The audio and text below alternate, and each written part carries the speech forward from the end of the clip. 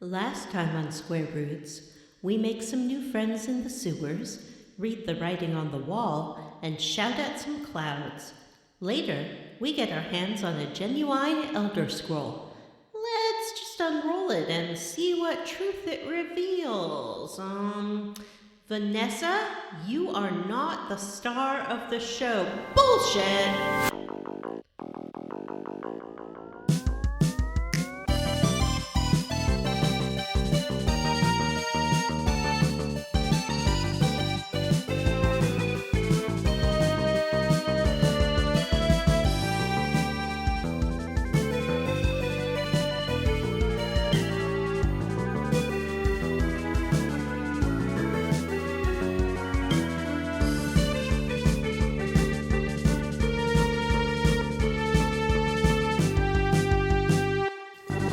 And welcome to Square Roots, the classic RPG podcast. My name is Jim Banks. I am joined by Matthew Van Zant.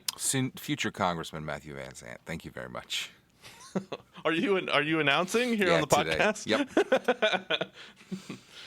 Yep. Also joined by John Throat of the World Brandon. How dare you? And Vanessa. I'm Vanessa. And this is a podcast where we play and talk about your favorite classic RPGs. Like one chunker? One chunker at a time. Ooh. I don't think I've ever done anything involving a chunk. Oh, I have. So, Jim, I can't figure it out. Are those drums behind you real drums or rock band drums? Those are electronic drums. So they're real drums, but they're So just they're real electronic. dork drums. Are they run off a MIDI thing? Yes. Oh, okay. Yeah. So I think you can use those in Rock Band. Oh, you can. Oh, can you? That's interesting. He said knowingly. Rock Band party. I think Jim's drums are real considerate of his neighbors, and I appreciate that choice. Yeah, and they're easy to move around. Do you remember that song that was everywhere? The drums, the drums, the drums, the drums. Remember that one? Yeah, all about that drums. Drums, no treble. Yeah. Come, they told me, ba-rum-ba-bum-bum. Drums. So, can I ask a question to the group before we do our level up? Sure. Yes. Nintendo announced a Mario movie. Oh. How Yeah. excited are you all about Anna Taylor-Joy playing Peach? She's such a delightful actress. I loved her in Queen's Gambit. I loved her in New Mutants. Was she the one who brought the sexy to Queen's Gambit? I don't know. Isn't that a... Did she Yeah. bring Is that what the sexy? Well, that's what the producer said when they were accepting their Emmy. And I was She like, brought the sexy? isn't that show like about children? No, it's about No. like a chess master that also does drugs. Oh, okay. I thought it was like ladies playing or young ladies playing chess. And the film is being made by renowned animation house, the company that does some Minion movies. Illumination. Illumination. Yeah. Illumination's I think all they right. also do those Adam Sandler Dracula movies, right? Do they Maybe. do Those are ones? cute, right? I Aren't mean, they? I personally hate them, but they are well liked. I really hope that there's a Minion Easter egg in the Mario movie. Oh, that would be great. Maybe, what about a rabid Easter egg? Well, a lot of people say the Rabbids ripped off the Minions. Or no, the other way around. The Minions ripped off the Rabbids. You know, guys, like, Despicable Me was a pretty good movie, though. Like, I get that the Minions have now become the worst thing on the planet, but for like 1 minute there, that actually is not a bad movie. Yeah, and I liked their speech was a combination of like 5 different languages. I thought that was neat. Banana, Anyway, am I right, guys? But now you get like a minion dressed like Harry Potter telling you about how vaccines aren't real. Yeah. Yeah. I don't know how the minions got mixed up in that business. I mean, Are they just the very Minions are just the susceptible? perfect, like, plug-in for, like, somebody who's like, well, I'm too dumb to know anything, but I do know this They're dumb like- thing. They're like Pepe the Frog for boomers. I mean, canonically, Minions serve evil people, right? So I guess it makes sense that they'd spread anti-vax messages. They were frozen in ice after Napoleon until modern day, which conveniently means that they skipped World War II and did not serve Hitler. Oh, well, that's good. Pretty clever little take there, actually. I actually don't think Illumination's a bad studio. I think they've got a shot. We've got quite a cast. Chris Pratt is playing Mario and is definitely getting a lot of... Yeah, he's getting a lot of flack. They're getting a lot of flack for that one. But I'm excited about Jack Black as Nintendo Bowser. Into changing that to like Charles Martinet or no voice. I'm fine with either just him going woohoo and not speaking and doing mimes. I would like it to be Johnny as his Pete impression. That's who I'm.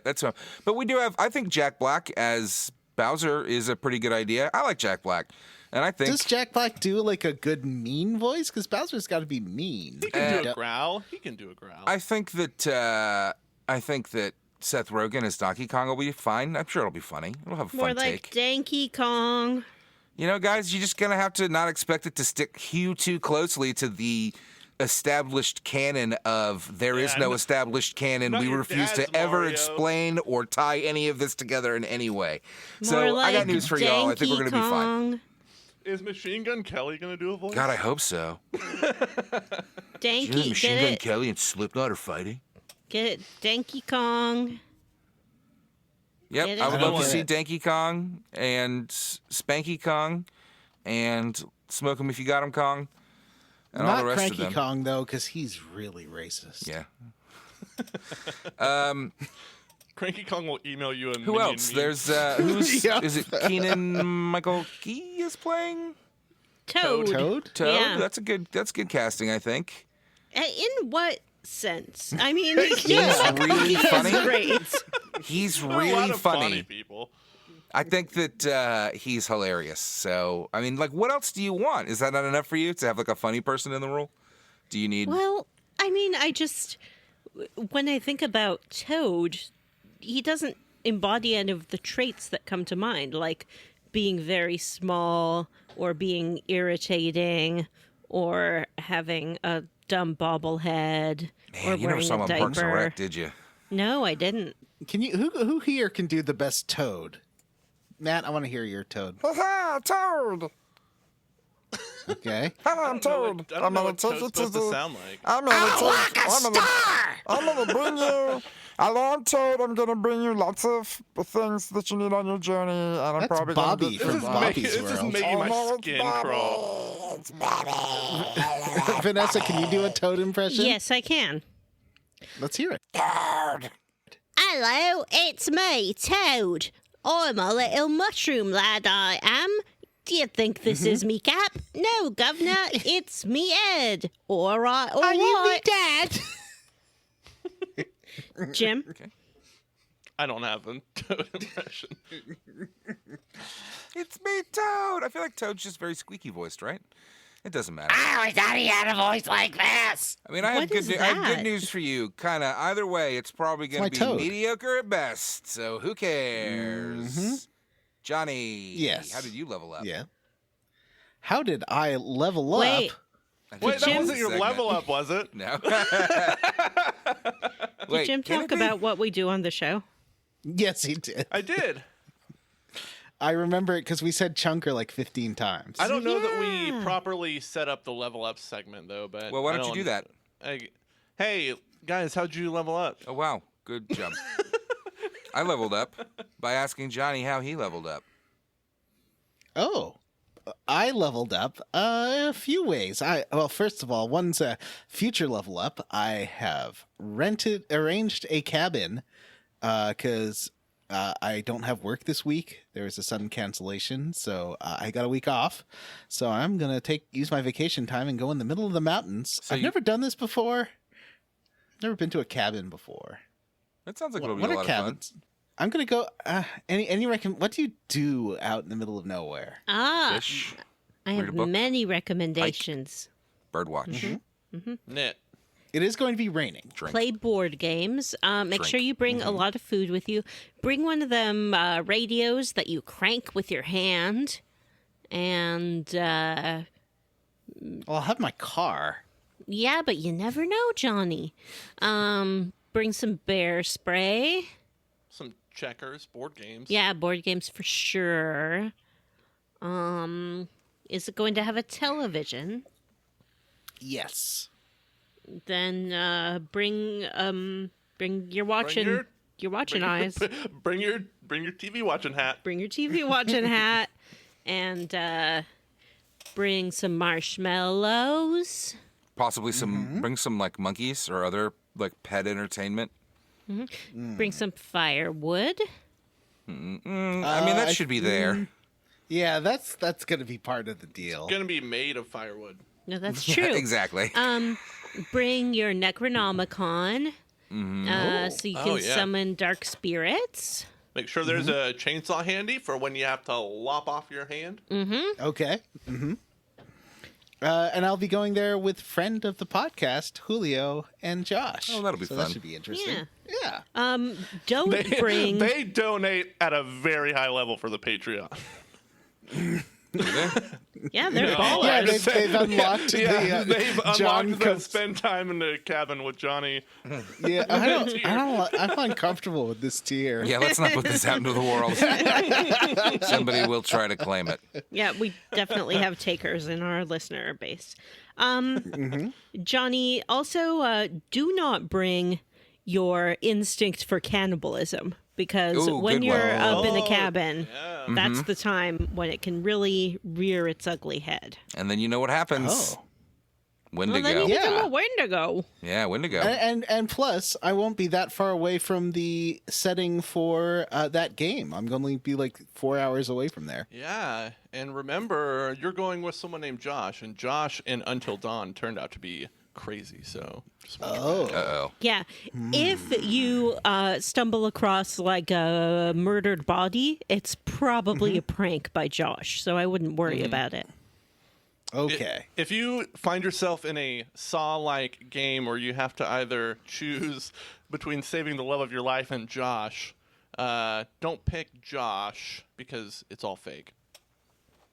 And even if you try to save Josh, the saw will saw Josh anyway. Yeah, yeah. But Interesting. I'm surprised at how much of this game you Is remember. Josh's mother going to be living in a cabin near the cabin that you're staying?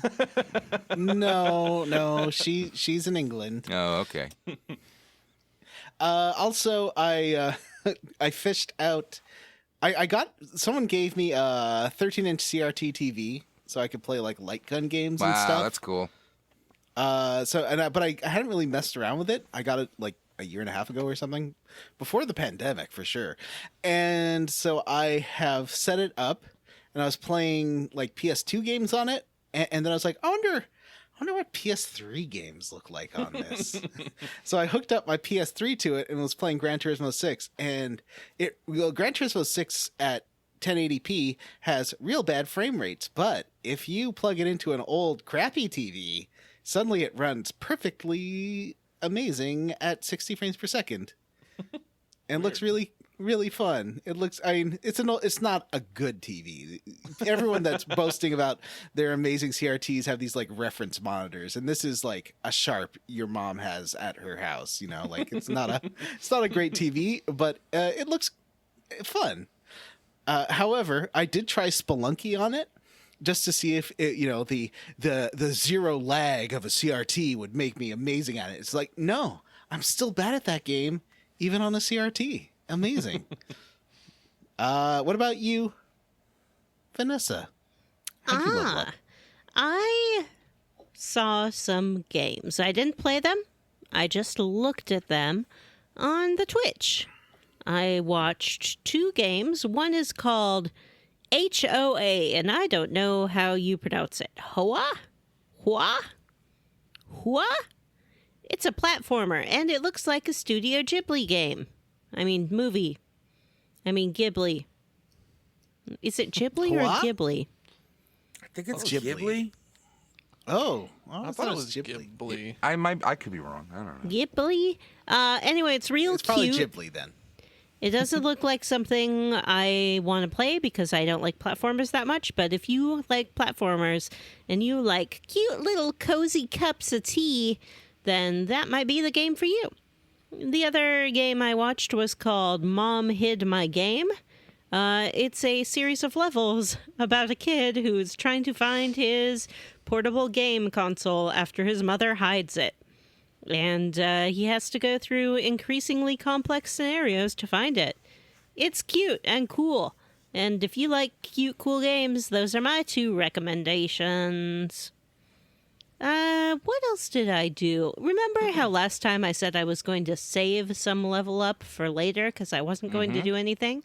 So let's go in the Wayback Machine. I went to Baltimore. Ooh. That's right. What do they call it? Like Beantown? No, that's Boston. Joy City or something like that. Really? Sunny City, the murder capital of the world. I don't know. I thought that was Washington, D.C. No, isn't it Gary, Indiana? Gary, Indiana, the Erie, Indiana. Isn't murder it capital Juarez? of the world. I went to a museum called the Walters Art Museum in Baltimore. I liked it very much. It's free, and it's pretty small, but it has like a little bit of everything from ancient Greek and Egyptian art to Impressionist paintings to Eastern art to all kinds of Victorian-era bric-a-brac, which I think is really fun. So if you like museums, I think you might enjoy that if you are in Baltimore. And it's one of those museums that was sort of started by one of those, like, turn-of-the-century robber baron kind of dudes who's like, my name is William T. Walters, and I have all the things, and I'll just put them here, and everyone can come and look at them. So some of the curation is still of that style, where they just kind of mush things together into curio cabinets, and they're like, you figure it out. And I did. I liked it. I like art, and I'm tired of apologizing for liking art.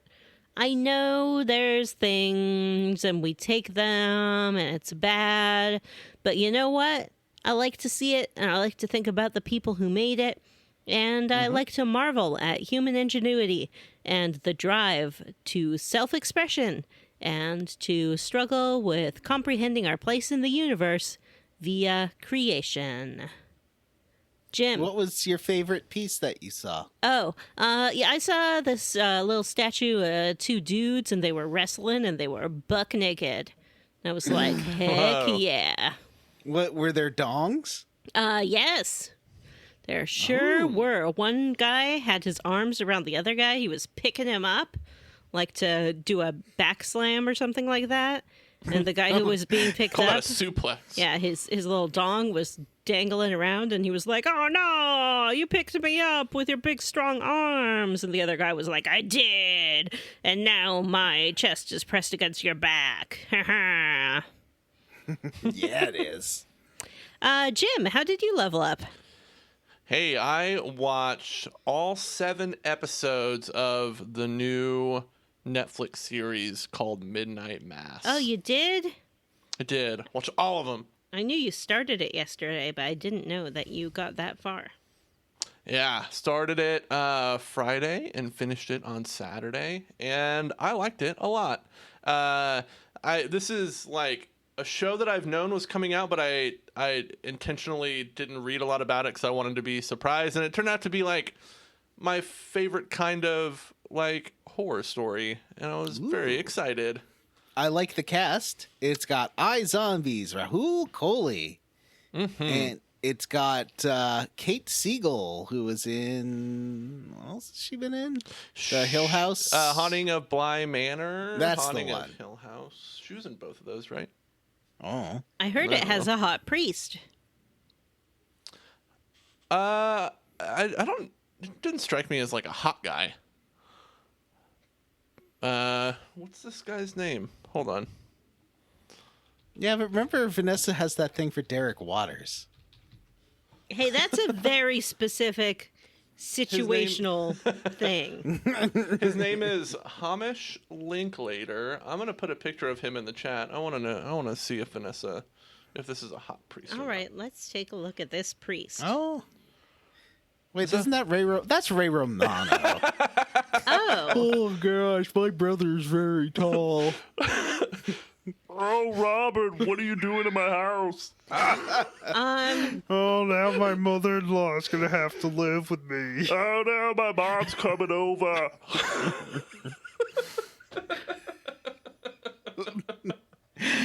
This town is full of supernatural horrors. Or is it non-supernatural? Or maybe that's a spoiler to find out whether it's supernatural or not. Well, I need a new priest. if it's Jim's favorite kind of horror, I think we can extrapolate from that. So, Vanessa, what do you think of this guy? Yeah, what do you think It's of this not guy? what I expected.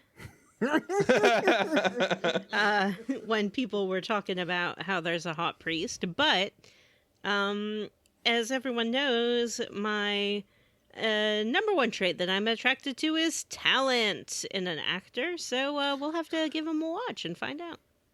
He's great in the show. In fact, every cast member is awesome. John, what was the name of the guy that you said you were Kohli? Rahul Kohli plays a Muslim sheriff in a predominantly Catholic town, and there's lots of interesting religious tensions in the show. It's got some legitimately creepy horror stuff in it that I was really excited to see, and had a very satisfying conclusion.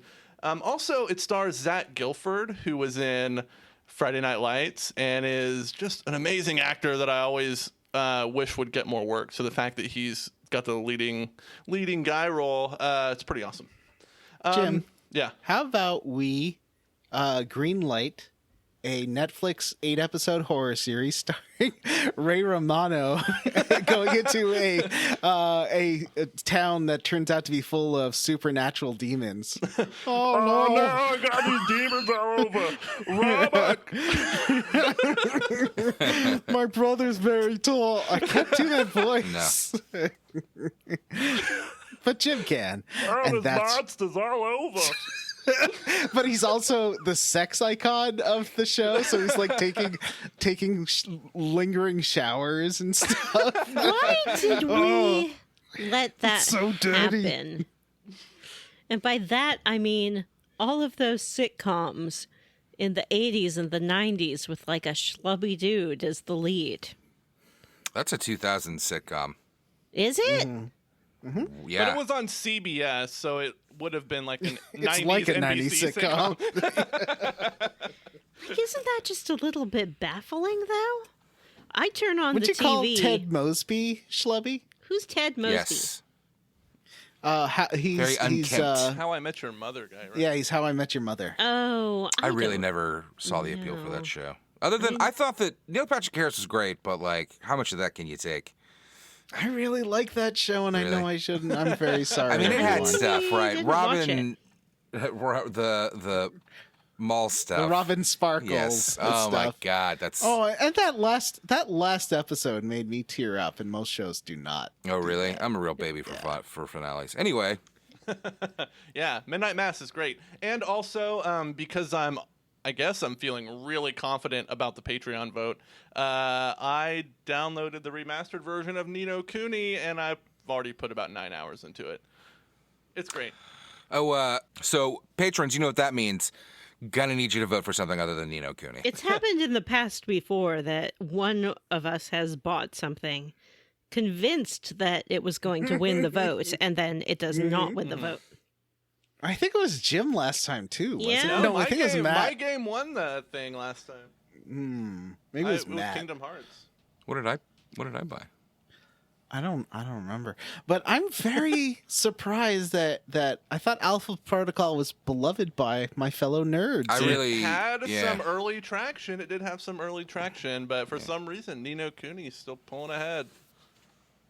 They like the studio Ghibli. Studio Studio Gibbles. Ghiblies. Studio Garfield. Studio Garfield. Studio Normal. Garfield. Did you know that Garfield and Friends had like 3 different theme songs? I only remembered the first one. What? You know, I know that I didn't like that show, so I didn't watch it that much. I was a big Garfield fan. I was as a too, child. and that show was terrible. Like, I legitimately It would like was. check the books out from the library just so I could read the comic strips and stuff. But So you could be like, oh, that cat hates Mondays. He just housed that whole lasagna. yeah, What happened to Lyman? Where did Lyman sorry. go? What regale us with the Odie- fucking Odie top isn't tier even humor John that you were into when you were 10 years old, Vanessa? Please. Oh, and Vanessa, what do you think the theme of Garfield and Friends? What do you remember? Which one you associate with it? Let me Doot think. doot doot doot doot. Garfield's friends. Is that it? Was there Doot, like, doot, doot, doot. would it show Garfield and then show like an egg? Yeah. feet? Did Well, U.S. Acres because- have its own theme? Yeah, U.S. Acres had. Well, no. What the hell what is happened US was Acres? It was a terrible U.S. show that they Acres- paired with the Garfield and Friends show. Yeah, because Garfield both was were only like 10 15 minutes. Yeah. Yeah, they're about they're about 11 to I 12 think minute there long. was. I thought it was memory that there's hole. 3 segments, and one of them was always U.S. Acres. You know that there was like a CGI Garfield series made years later, and today that's the Garfield that kids watch when they want to find out more about that Have orange you cat. s- My kids watch Have you the seen whole that goddamn CGI series. Garfield ones where they're all like muscle men in like Super Sentai suits? What? There is a Garfield series where they are all like Nermal and probably Odie you sure and you're not Garfield thinking are of like the Looney Tunes? muscle men. No, it's really creepy because it's like CGI Garfield and he's like real buff. What? It doesn't make any sense. But yeah, it's like Garfield Super Force or something. That sounds awful. Oh, I feel like I Garfield Pet Force. sort of have Yeah. been aware of that. I can't imagine that I've seen it.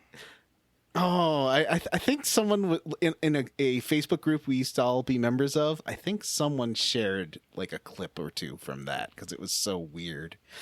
So I just Vanessa, put a little clip in the chat. every theme song, this might jog your memory, every theme song started with "Ladies and Gentlemen, Oh yeah. Garfield and Friends." I- And then it went into one of 3 theme songs. I got nothing. I mean, I know I saw that show just because it was on and options were very limited. But I never watched it in a sincere kind of sense. I don't think. I would like it was especially the first season was that and Pee-wee's Playhouse were like the highlight of my like Saturday morning cartoons. I wasn't allowed Pee-wee's to Playhouse, watch too. very much TV as a child. Oh, that's right. Yeah. So it'd either be friends are there to help you get started, to give you a push on your way, or it'd be we're ready to party. Those are the 2 main Garfield songs. Nope, neither are ringing a bell. Okay, well let's I'll stop interrupting. Was Jim's level up? Yeah, where was I? We were talking. I don't remember. Oh, Ray Romano's horror playing series. Nino Cooney. We better stock up on what I can't do it. But no, everyone should go on to the Patreon if you're a Patreon supporter and vote if you can. Vote. It's a tight race. But yeah, Nino Cooney's in the lead. Put about 9 hours into it. It is a delightful little game, and I love playing it. Matt, it feels a lot like Dragon Quest XI. Nino Like, Cooney?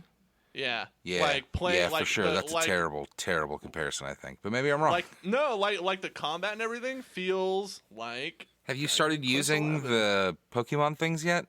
Yeah, it's just like having another party member. But yeah, I like it a lot. Matt, how did you level up? You all don't deserve my level up because you made me spend 30 minutes talking about Garfield. So that's how I leveled up. 2 middle fingers. Suck on that, John. Suck on that, listeners.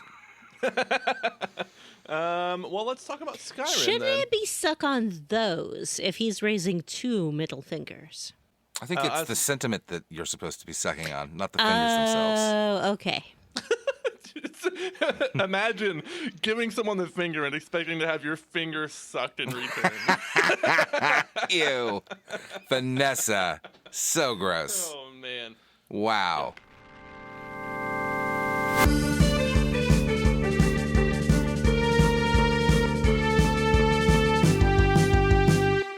Well, it turns out, Skyrim. I think none of us, because this is a long chunker if you do the Imperial or the Stormcloak plot lines. Is it? But I think all of us didn't. Yeah, the negotiation took me 5 minutes. So, fortunately, we can talk about it because I do remember basically what happens. I did the Stormcloak version of this last time. What happened? So we can talk about that. But let's set the table first. Set the Okay. table, Jonathan. Can someone get the tablecloth out, please, and make I sure already that put it's the been... tablecloth down. Give me a Oh. break. Okay, that's a great Why do idea. we need a tablecloth? Like, you can clean a table if stuff spills on it. I never He says as he understood. sloshes his coffee over his fucking hand Yeah. again. First of all, it's a nice It's just table. another thing to. We want It's to keep another it thing to preserved. clean. Yeah, it makes a scene. You know, our guests are They're You're coming. making a scene. This table, a scene. this table was carved from my dead mother tree. You won't even put down a coaster. I love coasters. If you ever put down a tablecloth and then put a placemat on top of the tablecloth. Yes. Of course, you have children. You don't want them to ruin your tablecloth. Why? Oh, that makes no sense. Why have a tablecloth? Just clean the table after. You just it's so much said easier. that you've put down a tablecloth and a table mat, and now you're yelling at Matt for doing it? Well, I did because my mom would make us do it, and it made no sense at the time. Mm-hmm. Well, maybe that table was made from a tree that was a relative of yours, and she was trying to show it some respect. You know what? I never thought about that before. Mm-hmm. Moving on. Maybe all things that inconvenience us are built from the remains of loved ones. Isn't everything, when you think about it? Yeah. That's true. I mean, there's only so much matter in the universe. It's true. Well, that's Skyrim. That's Skyrim, baby. So let's talk about Alduin's Bane, the first of our lovely main line quests here. You remember last time we got that Elder Scroll. Vanessa talked about how great it is reading it. It does make your eyes hurt a little bit. Gives you a little bit of a headache. Now, Jim, were you able to skip all the getting the Elder Scroll stuff because you already had one? No, because there's different kinds of Elder Scrolls. So I have 3 Elder Scrolls in my inventory. I have the Elder Scroll of the Dragon, which is the one that's relevant to this quest. There's the Elder Scroll of Blood, which is one I got for the vampire one. And I can't remember the third one, but I know there's a third one. You're like, oh, I've just been using this as a coaster. Yeah. You just wiping some tomato sauce off of it. You have so many Elder Scrolls. You know, So you gotta many put 'em to Elder use. Scrolls. So, Okay, hold on. What is an Elder Scroll? Matt What- says what it's is it? alive. We had a whole conversation about it last week, didn't we? it's true. That Yeah. episode hasn't released yet. Well, It's a living fragment of reality, right? It's like a part fragment of of reality. the past It's a and fragment the future. of reality. You That's can sort of use it. been morphed into a scroll. It shows everything that has been or will be or could be. It's like eldritch knowledge. It's like a multiverse of madness. Yeah, okay. So we have an Elder Scroll and we read it. I thought something cooler was going to happen when you read the Elder Scroll in the time wound, but all you do is like watch a cutscene. Something cooler than going back in time? Sorry, that's not enough You for don't even dude. go back in time, you just look at it. That would be Okay. awesome. I hate to interrupt, but at least Matt and Vanessa will enjoy this interruption. There is a DC Aquaman King of Atlantis series coming to HBO Max. And, like, the King of Atlantis is like a big bear. Aquaman's like a big bear wearing spandex, and he's wrapped in tentacles. It's like this is aimed at a very specific audience. Is yeah, that people audience who like you? Aquaman. Yeah, it's me. It's aimed at me. That's what I'm saying. Anyway, back to the show. So this little chunk of reality, just pretending to be a scroll, we bring it all the way back to the throne of the world, which you remember is the little hidey hole where Parthenax does like to hang out, and he's like, hey, why don't you give it a little read, and this will end up transporting you back in time, like one of those shows where it's like you have a belt and the belt takes you back in time and you get to meet the founding fathers. It's sort of like that. What? Except it's not boring Earth history. It's fun Elder Scrolls. You've heard What are about you talking about? well, those educational shows where the kids have like some kind of thing that brings them back in time, and they meet like boring people from. Did you say a belt? Yeah, Put on like the magic belt? yeah, the time belt. Are The you time belt? talking about a particular show, or are you talking about the concept of children's shows in general? Both. What time belt show are you talking about? Well, I'm glad you asked. Back in the 1980s, there was a young television producer named Clint McElroy. And he was like, I want to make a show about history for our local PBS station or local independent station. And so he decided to do a very thorough like audition sequence, like, and he managed to cast one, just coincidentally, Justin McElroy as a time traveling husky child. Which is really, that was a unrepresented element of children's TV.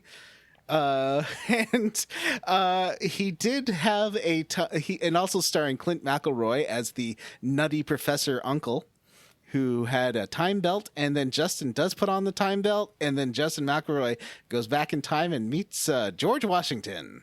Oh. A real show that you can really watch on YouTube. Everyone has the most hilarious accents. There's a little baby Griffin in it. And, I think it's a little baby Travis McElroy in it. But yeah, that's a real show. And there's lots of shows like that about kids going back in time and meeting like educational things like Cleopatra It happened a lot in like Magic School Bus. They went back in time a bunch. There was a show called Read All About It, and in season 2, they went back in time and met General Brock and Laura Secord and the War of 1812 and how the indigenous peoples of Canada helped repel a U.S. attack. We weren't attacking. We were just sort of going there. And then you got all upset about it. And we're like, fine, and be British. We don't care.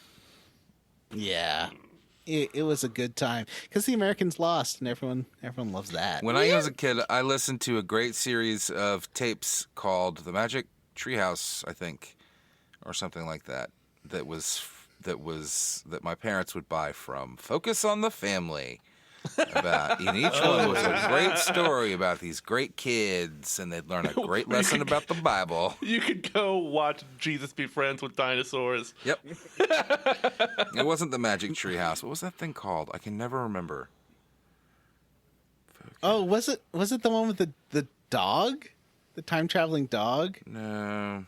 Are you talking about Wishbone? No. Wishbone was just in like classic literature. Yeah, that right? was classic literature. There's ones like with the kid and a dog, and they went and looked at Jesus things. Oh, I know the animated one, right? Yeah. Yeah, I know what you're talking about. Can I tell you a real talk, focus on the family, Dr. James Dobson story? Yes. Is it about how much my Okay. parents loved him and all of his everything. And his weird armed bunker in Colorado Springs. No, but Adventures he does... in Odyssey. Yeah, I remember that. I've heard a few episodes of that, Matt. I But- had a fuckload of these things. They came in VHS tape containers with a bunch of tapes in them. Oh yeah. Oh yeah. So there's this guy, let's call him Brawny Jandin, and his mom was very, very religious and did not like that Brawny was gay. And she did call Dr. James Dobson to help her deal with this and ask for advice on what she should do. And he did tell her that it was all her fault, that she overmothered Brawny. Wow. And then she realized that he was a piece of garbage, and she reconsidered her stance on homosexuality. So really, I can only thank Dr. James Dobson for being a huge piece of shit and helping change my mom's mind. Thanks, that. Dr. I mean, not my James. mom. Brawny's mom. Y'all ever see that show where it's a cartoon and these little kids are like hanging out with George Washington all the time? What's that about? Muppet Babies. It's not Muppet Babies. It's like Patriot Kids, and they. Patriot Kids. It is. Ugh. It's like Does it have little Garfield in a Patriots. spandex suit? Little Patriots, and I think it's on PBS, and they hang out with George Washington during the Revolution, and I don't know exactly what That's they how do. PBS tries to convince Republican administrations that they should not cut funding. It's like, look at our little young Republican show. Is it Liberty's Kids? Oh, I think it is. It is Liberty's that the- Kids. Is that the one where they're all like tomatoes and cantaloupes and other fruits and No, that's vegetables? veggie- No, Tales. it's like one of them looks like Guybrush Threepwood, but a child. Yeah. And one of them is like a redheaded princess. And My one of kids have them watched this show. is like a rapscallion. And they hang out with like... Oh, let's see. Here's the summary. It's Benjamin Franklin and his 4 fictional associates, who are children, I guess. And they... Oh, Mr. Peabody and Sherman. Nope. It's Liberty's Kids, and they go to the Boston Tea Party, and they go That's the one I was thinking of. And Moose and Matt. Squirrel are Oh there. my gosh, this It's one of those cast, fractured fairy tales. The cast of this cartoon was stacked. Walter Cronkite, Sylvester Stallone, Ben Stiller, Billy Crystal, Annette Bening, Dustin Hoffman, Michael Douglas, Arnold Schwarzenegger, Liam Neeson, Whoopi Goldberg. What? Yeah, What? it's crazy. I know, Vanessa, if you go back to our chat for a moment, Jim and I have posted some reference materials. I'm pretty Alright, sure that let's my take kids a have look. watched this show. Did they This like looks it? very familiar. Yeah. They legitimately watched like all the seasons of the CGI Garfield stuff. They loved it. We're not talking about Garfield. We're talking about Liberty's Kids. Liberty's Kids. I don't see any reference material. Yeah, there's That's not only in the chat. Garfield. Oh, okay. Let's take a look at the chat. Oh, no. Listeners, they have sent a CGI very buff man Garfield. It's just like a man body with Garfield's head on top. He has no bulge. It's just like a Ken I don't doll. know. Why It would looks you like there's a even bit be of- looking at that in a That's fucking kind of children's looks like Garfield it's show? big. Why do your eyes go to his crotch first? Because it's He's in the wearing center of the tightest screen. costume ever. And his dick is literally the center of Yeah, that it picture. is. It's like really focused on it, and he has his hands on his hips, and Yeah. he's like emphasizing it. Then he has a lady friend, and he has She has a bulge. she has a bulge, and then he has his friend Odie, Otis, Odie, and Odie, yeah, yeah. Odie also has a human body, and then there's a cat, It's but normal. it's dressed in clothing. Oh, there's normal is like the little cat, and then the female Garfield. The female pink cat is Garfield's. There's It's got to be a Arlene. love interest for Come on. Garfield, right? In the Yeah, it's Garfield Arlene. superhero show. It's Arlene. How many times do I have to tell you? Arlene! Right, and she's Anyway, pink. the real question is, does John drink dog cum in the Garfield cartoon? Oh, not me. John Not Arbuckle. that, not Johnny. John Arbuckle. I would like it if you two would stop blowing up the chat with nonsense. Let's get back to what we were talking about. That's right, Liberty's Skyrim. Kids. Wait, it's not Liberty's Kids? Yeah, I have sent.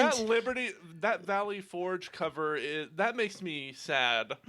Imagine the horror that those girls witness at the Battle of Valley Forge. Yeah, the Liberty's kids have gone to the Battle of Valley Forge to And these are the witness Liberty the Mutual carnage. kids, right? Is the llama with them? Is Doug and Limu Emu with them? I hate the Limu Emu. I hate it. Every time I see it, I'm like, I hate this emu. And I Wow. don't like it, and I wish it would go. That's how I feel about those Captain Emu. Obvious commercials. I hate those. What's that? It's like a hotels.com. Oh, that's right. That was thing. Yeah. Those commercials are bad. trash. Why are we talking about this and not Skyrim? We have a short chunker. Then let's get through it, because I want to go to bed. All right, so we read the Elder Scroll and we watched the cutscene. No, let's not go that fast. Hey, Jim, did you have Yeah. any trouble reading this Elder Scroll? I did not with have any trouble erections. reading the Elder Scroll, but I Blue did have a chew, problem men's chewable. having this cutscene complete. This cutscene would go on and on and on and on forever, and it just would not work for me. I had the same issue. The whole cutscene would play. The cutscene is we see these three ye olde type people. Three And- Is this- wee ye oldie type people. Three wee And this cutscene ye olde type is- people. We can describe it in about 3 minutes, but is about 45 minutes long? Yeah, it's 45 I'd say. minutes long. We see. There's an intermission Yeah. with a nice recap of some of the themes. Yeah. So we're taken to the throat of the world in the past when dragons ruled the land. It's littered in the corpses of Nords and dragons alike. And we see three people. We see Gormlaith, Goldenhilt, Hakon Ooh. One Eye, and Feldir the Old. That's an unfortunate name. Yeah. So Gormlaith is like, hey, I'm gonna kill some dragons with my dragon shout that Is I she made like up. the super? Is she the super tough lady who's like killing all the Yeah, dragons? she's or is super that tough. Hakon? We're introduced Okay. to her, like, this dragon comes down and is like talking to them, and she just jumps on its head and kills it. Well, as soon as she shows up, there's this really rad guitar riff that's like.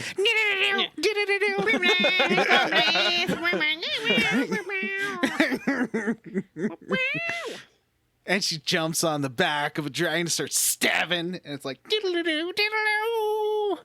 and suddenly the game gets like 20 times better. Yeah, and you're like, heck yeah, Gormlaith. And she's like, hey, we thought of this really good shout. We're going to yell at Alduin. He's going to get really sad and die. And then the old man's like, I don't think it's gonna work. And she's like, it's gonna work. And he says, well, if it doesn't, I have an Elder Scroll just in case. And then they're like, don't read that Elder Scroll. It will just send the dragon into the future, and we want to fight our own battles. How do they know this? This illegible piece of reality that, like, by all accounts, most people can't read or else they'll go blind. Be like, we know when we read this, he's going to get sent to the future. Maybe Parthenax told them. No, I assume that the one-eyed guy read it, but just with one eye, so that's why he's blind in one eye. He's like, I found a loophole, and he just read it with one eye. He went blind in that eye, and then now he knows. Wow, that's a smart way to go about it. Read with one eye open, clutching your Elder Scroll tight. So then Alduin comes, and they're like, let's yell at him. So he falls down, and they do. And he does fall down. And then they try to kill him, and he's just like, it's like in Dragon Ball when they throw everything at Vegeta, and then Vegeta's like, nothing can Wait, there's a hurt character me. in Dragon Ball called Fajita? There's a character called Fajita. He comes down. They The blast plate's him sizzling. with Everyone everything in the they restaurant got. turns. Yeah, and then like there's just smoke because the plate is sizzling, and then when the smoke clears, the fajita is there, and it's just like, I'm fine. So Alduin is fine, and It's just like that. he does eat Gormlaith Golden Hilt, and I think he also eats Hakon. He gives her a chomp. He does. He like Her chomps her legs up. fall. Yeah, and Yeah. he's like, One part. "Meow." Hack on one eye. He gets smacked around, and then the old man's like, "Okay, I'm gonna read my scroll," and he's like, "Hey, dragon, go to the future," and Alduin does. The problem that Jim and I ran into is that right when Alduin arrives, these three heroes, they say, "Alduin's coming!" And then he's supposed to land. For Jim and I, he just did not ever arrive. He never showed up at all. One thing that like it kind of gives me anxiety when I play these games is because like the way these games are set up, the cutscenes only proceed if like characters hit like certain triggers, like as they're walking around the environment or whatever. And it bugs out all the time. That's like the buggiest thing about these games is these like dialogue triggers and stuff. Like these physical triggers to get things to progress, and it just makes me nervous because they fail so often. And this was a very egregious one because you can't do anything. Like you're just stuck looking into the past and waiting for Alduin to show up, and he never shows up. So, do they, in case the quest doesn't trigger, do they have like little lines for them to say, or like animations of them kicking sand or looking at their watches and being like, they stand there staring "He's at looking where now." Alduin should be, and then they never move again. And then you're like, That's the amazing. past sucks. Yeah. So when I did this, so Vanessa and I were kind of researching how to get this to progress, and she recommended that I turn off all my mods and then reload. So I did that, and when I eventually got it to work, for some reason when I removed the mods, it removed all the cheat stuff I had, but left me running at like super high speeds, and I can't turn it off. So when I did finish this cutscene, I was like, I'm gonna run like to where Parthenax is, and I ran so fast I ran off the mountain and died on impact, and I had to speaking do the of, whole thing over again. of trying to remove mods. So you know how I had that Thomas the Tank Engine mod and I removed it? It didn't totally remove itself because now every time Alduin appears, he does do a little train whistle. So this when he showed up, it's Alduin.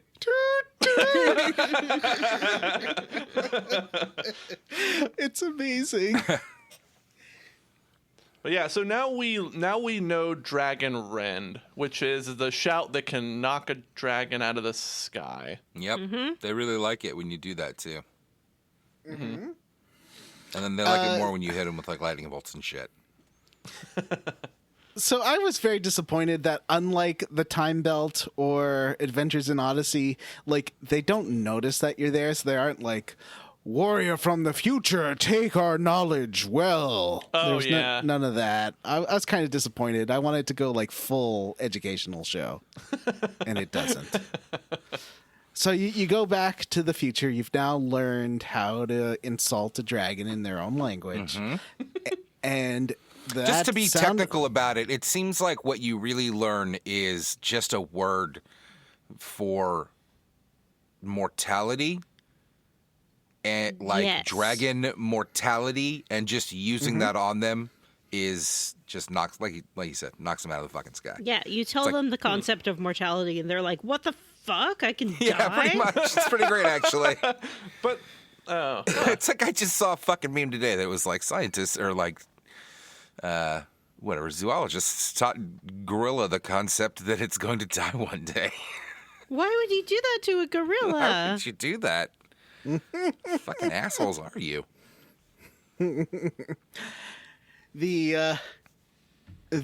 Is there something you have to do to lure Alduin there, or does he just come for the heck of it? I can't remember. He comes. Yeah, he use just he comes the, for the just heck shows of it. up. you use Parthenax the warns scroll, and you. he immediately Yeah, starts coming. Parthenax is like, Alduin's going to know what you're doing. So at this point, the game does tell you how to play it, and it's like, okay, now you'll want to use Dragon Rend on Alduin. I'm like, okay, oh, there's a dragon right there. I'm going to use I it on did this that too. dragon right in front of me. Oh. Well, he's fine. He was fine. I have a screenshot of his face all bloodied up because I hit him with Dragon Rend. Yeah. But, I'm the king of the monsters, so he's just going to have to deal with it. And it did take me about 20 times of shouting it and missing or hitting Parthenax to actually hit. I don't know. I couldn't do it right. I had similar could problems. not. It's hard to aim. It's not like it's a new Yeah. concept that the combat in these games is not great. Unless you're sneaking and have an arrow. Yeah, and then unless you're it's- sneaking and it's have amazing. arrows, and then it's amazing. I haven't gotten a lot of spells that I love, to be honest with you, and I've really beefed my destruction magic up, but, at best, it seems to knock things back. You I have should a try few the big- kill beam with unlimited range. I have a few big-ass spells, but they take a long time to get off.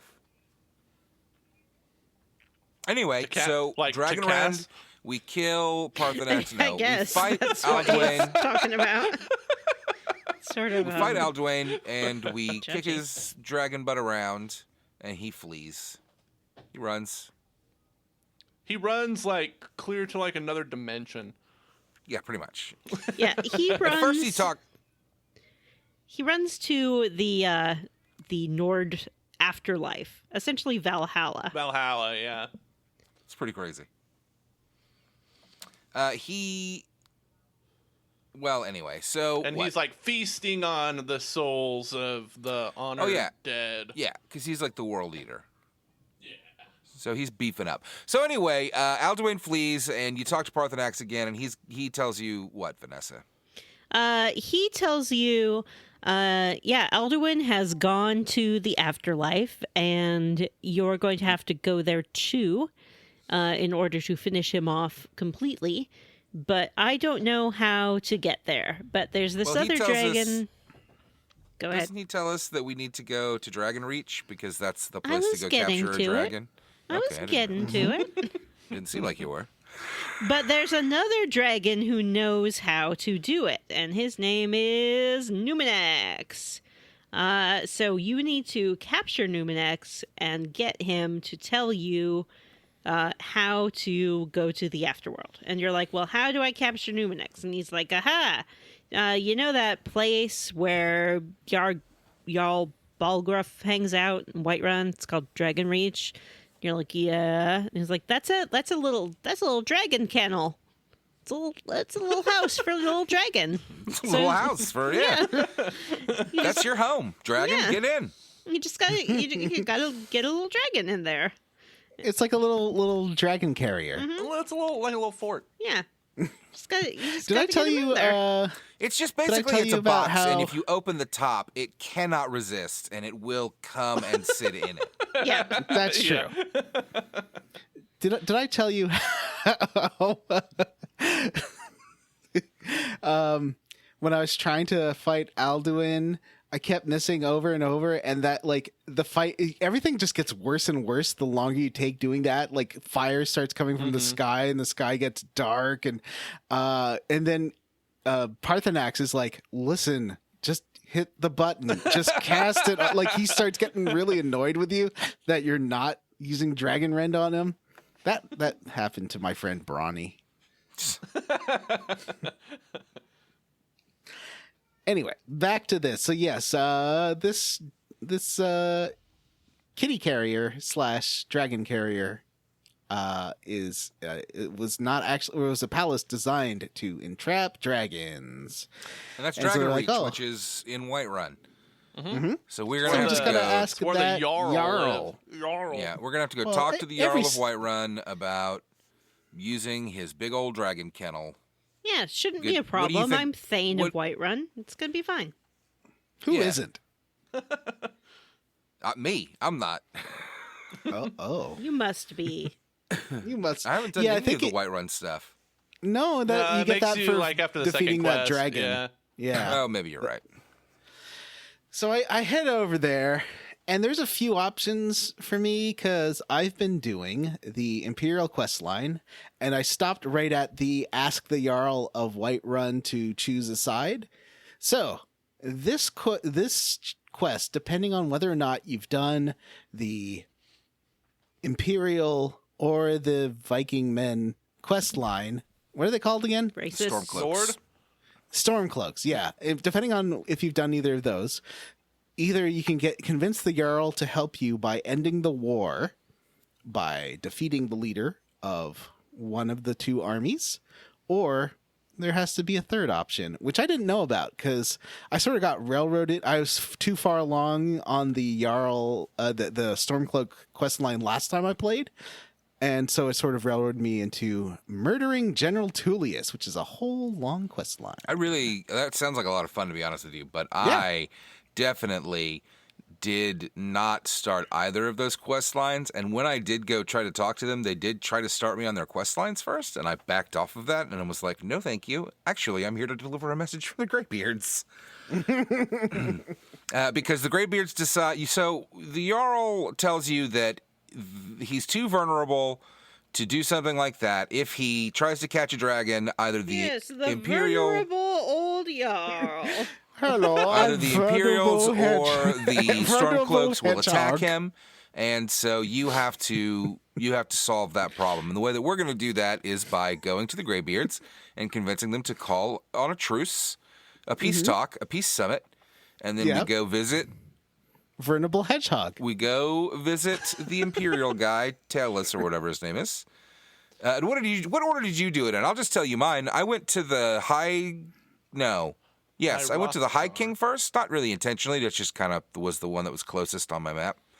And I quickly and easily talked him into the Peace Summit, just kind of by being like, well, but if you don't go and then the other guy says he'll go, you're going to look like a real asshole. And then I kind of followed them around and listened to their war plans for a while, which was pretty fun because they were shockingly open about their war plans with a complete fucking stranger in the room. When I first walked in, they were like, wow, just anybody can walk in here, huh? Anyway, let's keep talking about this war that we're planning. Anyway. Certainly, you wouldn't let just anyone walk into a capital. So I went and spoke to both of them and convinced them to do the peace accord, the peace summit, and then I jumped right to that because I was trying to blow through this fucking thing. What about y'all? Yeah, that's what I did too. I went to visit them. I did spend some time in Whiterun. It was my first time because I didn't want to go where the Stormcloaks were. But it turns out that they were having some murders. Wait, isn't Whiterun? I'm sorry. Whiterun. It's the other place, Windhelm. right? Winterhold? Windhelm. Windhelm. Why is there a Whiterun and a Windhelm and a Winterhold? Come on. Because they're very Vikings. Duh. Snowy. There's They're very very scary Vikings. Yeah, you could call it like Ice Run or Snow Hold, you know? Yeah. Cold Letter house. to Cold the house. editor. Dear whoever makes this game. Dear Bethesda. It's Chili me, box. Vanessa. It's me, Vanessa. Okay, yeah, I want to hear this whole letter. Dear Bethesda, it's me, Vanessa. Well, I appreciate and value your game, Elder Scrolls V, Skyrim. I do have one small suggestion. The names that you use for your town are confusingly alike. Specifically, I'm referring to Whiterun, Winterhold, and Windhelm. How am I, an average gamer, supposed to tell 3 different cities apart that all begin with the letter W and all contain 2 syllables. I'm not a genius. Winterholm? At least 2 syllables. At least 2 syllables. Sometimes more.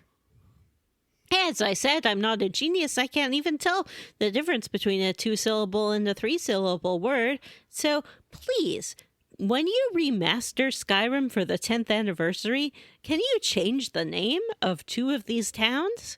I understand that you want to convey a sense of cold and northernness, and I have some suggestions.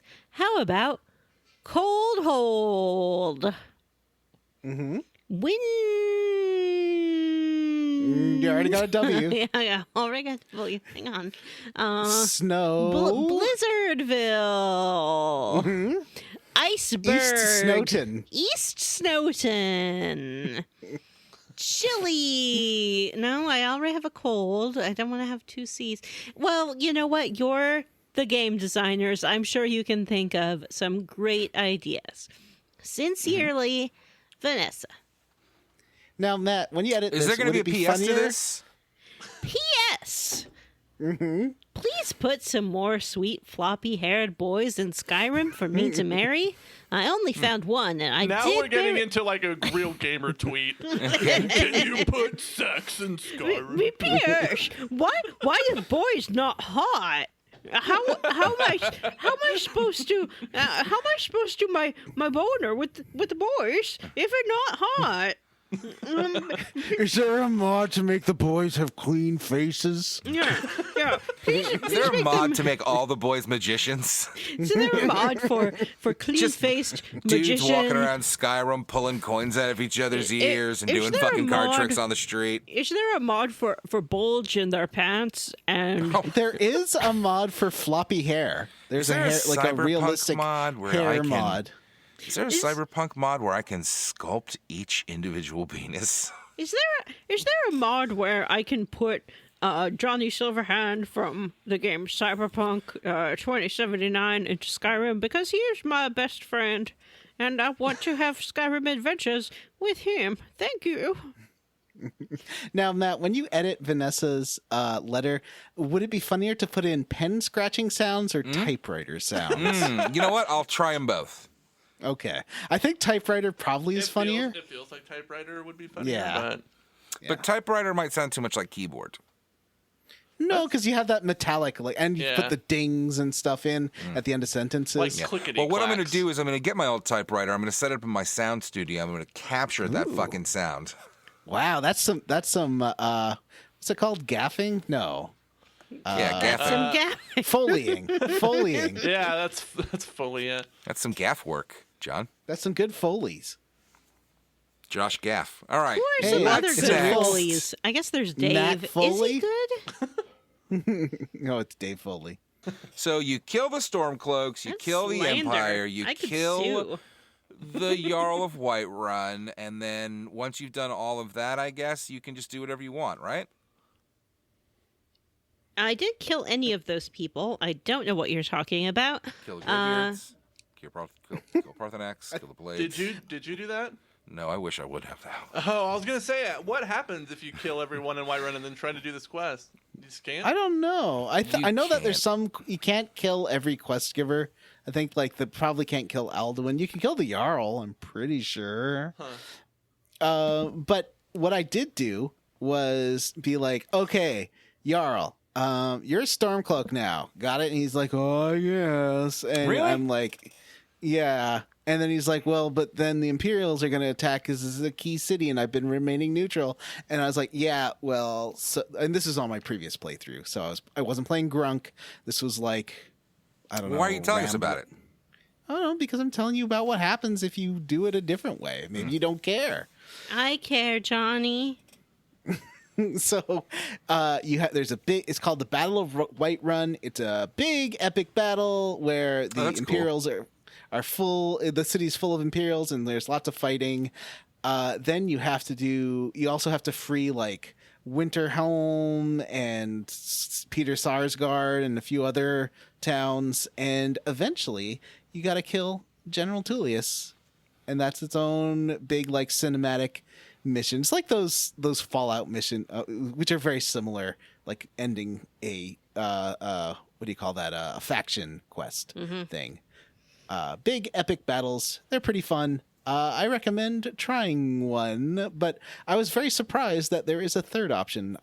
Because basically, if you start going down the Stormcloak or the Imperial line, you will not have the option for this summit. Oh, really? Yeah, I guess so that this makes is all sense. new to Yeah. me. Yeah. I had not started any of this, so I just kind of ignored their pleas for my help. And I don't like any of them, to be honest with you, because why is the Empire here? Get the fuck out. And also, fuck this High King murderer guy. So clearly the game's going to end with me making the Jarl of Whiterun the leader of everybody. Or you. Nah, Godzilla. Godzilla's king of the monsters. Godzilla doesn't need to be Jarl of fucking Whiterun. He's apolitical. I could see Rimjob wanting to rule all of Skyrim, though. Yeah. Can you do that? I think so. I don't know. And then it turns into Fable 3. Yeah, pretty much. I know, but I won't say. Okay. Oh. Okay, we'll talk about it next time Yeah. on Square Roots. Thanks for listening, everybody. Nope. We still got. I mean, for me, the negotiation was easy. Like, so let me walk you through mine. How's that sound? Well, since I'd done jobs for the Imperial guy, I was just like, come on. He's like, I don't want to do this. I'm not going to meet with this guy. It could be a trap. I'm like, there's one option that's just like, come on. Come He's like, on, buddy. Okay. Come on. And then I went to Ulfric, and I was like, he's like, I'm only going to do it if Tullius does it. I'm like, Tullius is already coming. Are you not going to come? You're going to look like a big old coward. And he's like, fine. I told them both. I was like, listen, they're dragons. Can we just do this? Yeah. And they're like, okay. Yeah. I weirdly, for some reason, the way it worked for me was obviously the blades show up and then everybody sits down. They start complaining about the Thalmir elf being there. And I told the High King to sit down and shut the fuck up, which is funny because I don't know why he's listening to me. I've barely met this guy. But I told him to sit down, and then there was this, I kind of zoned out. It was very much like I imagine a real negotiation with me would be like, where I kind of zoned out and stopped paying attention to what they were saying for a while. And then suddenly they were asking me to pick like a place for them to like swap. And I just kind of decided not to answer that question. You can hit B to not answering a question. Did you know that? So, so I decided not to answer that question. And the High King almost stormed out, but the old Blades man, who is that? It's a famous voice actor, or famous actor is playing him, right? Eberus, or whatever his name is. Wait, which one? Tullius? The old Blade. Oh, yeah, that's Max von Sydow. That's right. Max von Sydow gives a great speech, and then I did kind of go. I told them like they just had to like trade some bullshit basically, and they agreed to it, and then that was it. The end. I did it. What this game shows is that if there's a crisis that affects everyone, people will put partisan politics aside and concentrate on tackling the pressing issue. Yep. Oh, Like we see in real life all the time. wow. That's cool. I'm happy all the problems are over now. It's like how when you go back and watch Independence Day, it's like, oh, see, this unites everyone. And there's no more partisan bickering because they're busy fighting the aliens. They aren't like, these aliens don't actually exist. It's just a ruse put on by... Well, to be fair, by the time they notice aliens, like 2 houses of the government get exploded. So That's true. It's not really anyone left to argue with. Did I tell you about my idea for a series of movies I wanted to make, or like a TV show I wanted to make in college? It was called When the White House Explodes, and each episode was like a different short story, like it's different anthology story, but at the end of every episode it was just the clip from Independence Day where the White House explodes. That's pretty great. I wish I'd gone through with that. Maybe there's still time. I could sell it to Netflix. There you go. Anyway, back to the podcast. So how did your negotiations go? Really well. Well, first of all, I like sided with, because there's a few elements to negotiation, right? Like they want Marquette, and then so I was like, okay, we can give the Marquette or whatever to the Imperials, and to the Viking guys, and then the Imperials get Riften. And then they're like, no, I don't want Rift. The Stormcloaks don't want Rift, or the Imperials don't want Riften. And then they started arguing about wanting White Winterhelm or White Full or whatever. Yeah, it was either the college or the fucking palace. And I was like, well, that's insane. And so at first they're like saying, well, the Dragonborn's obviously on the Imperial side because I've done some of the Imperial quest line. And I was like, no, buddy. And so then I gave concession to the Stormcloaks, and they were really happy with that. They're like, okay, even if you're on their side, you're being fair. And so that's what, and then the thing that really pushed them over was Max von Sydow's stirring speech about, hey, there's a greater problem than your partisan politics. What happened with you folks? Well, first, we didn't mention that the Blades show up. They just kind of come, and they're like, Greybeards, we're here. We're coming to the negotiation. And the Greybeards are like, we hate you guys. Why are you here? And they're like, we're coming. They both kind of hate each other, right? They do, Like, they're like, the Greybeards just want to sit around and talk, not talk. They want to Basically, praise they the wanna use their gods powers. with their voice. And they're like, you guys just want to start wars. yeah, the Greybeards are isolationists, and the Blades are not into it. And then this Thalmor lady comes too.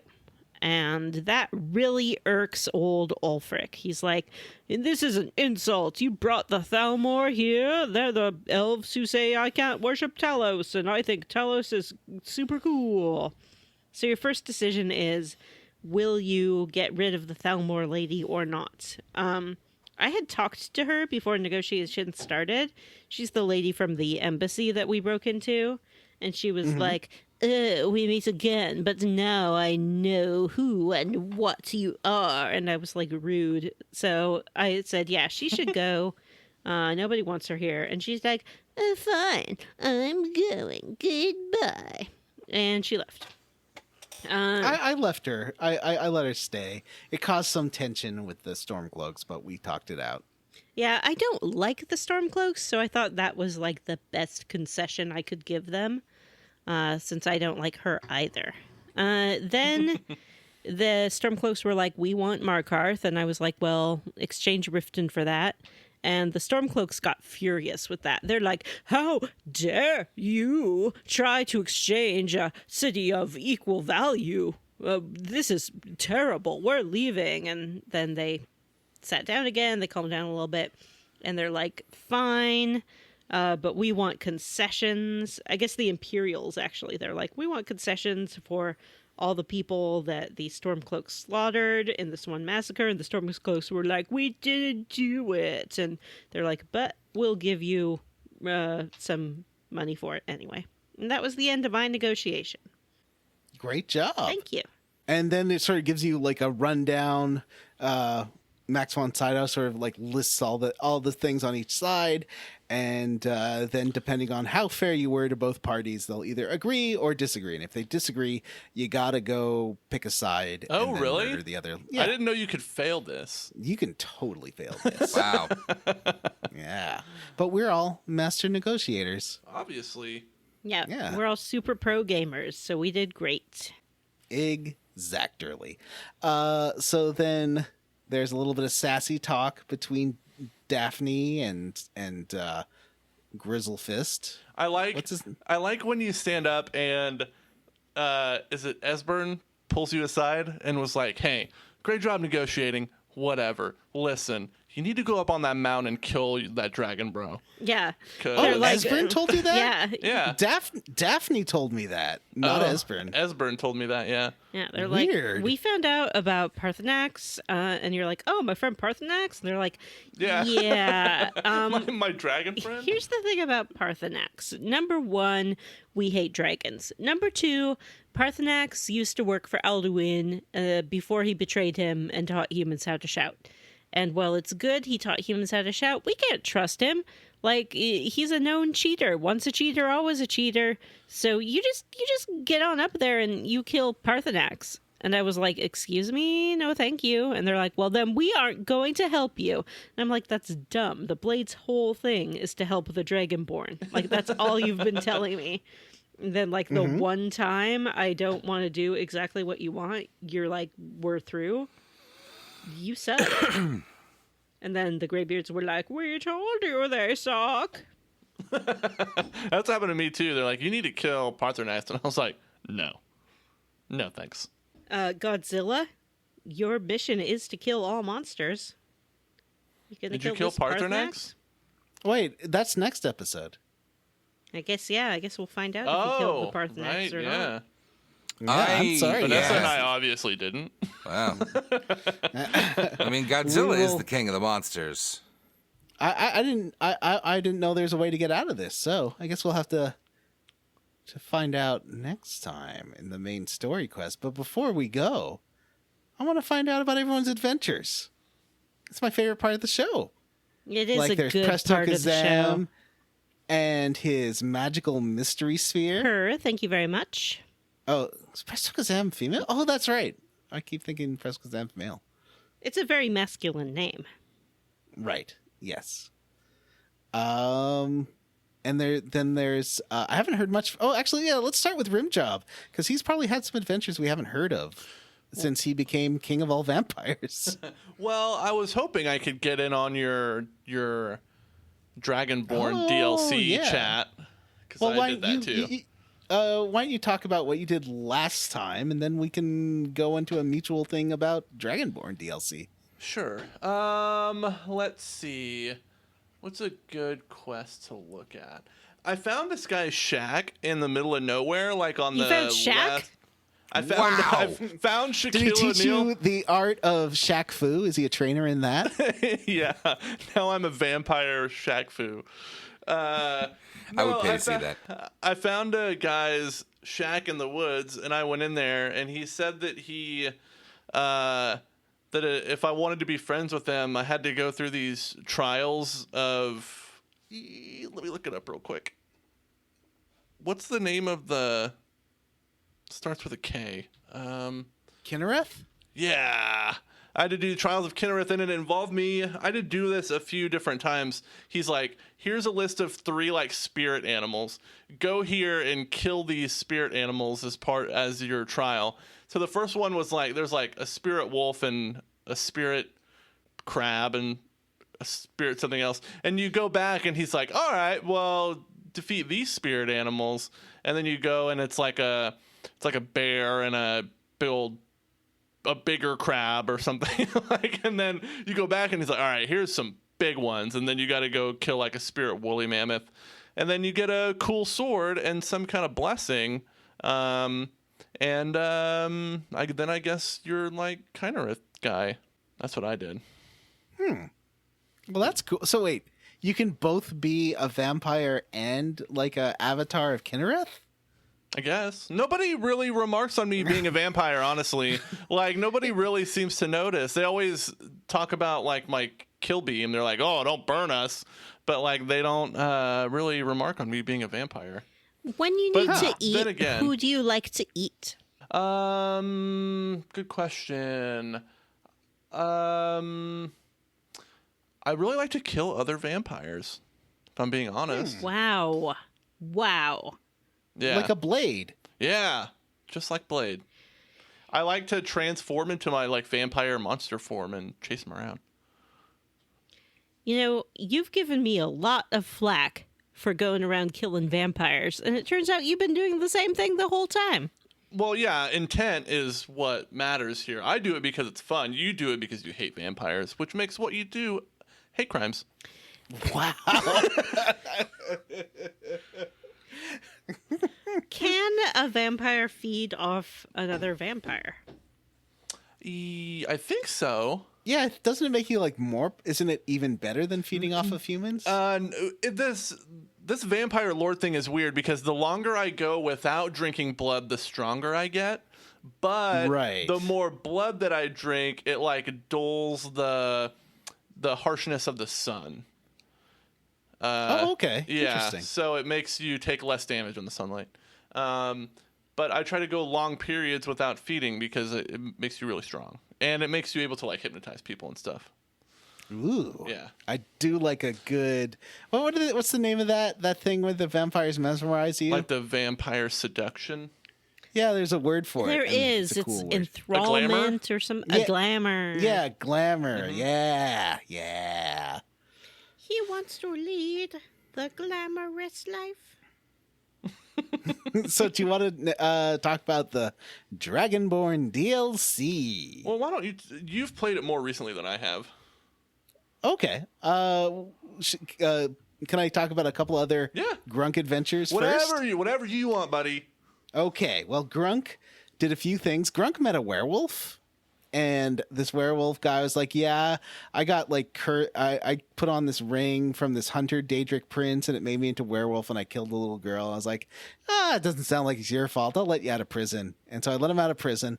And then the Daedric prince is like, "Okay, now you got to kill this guy."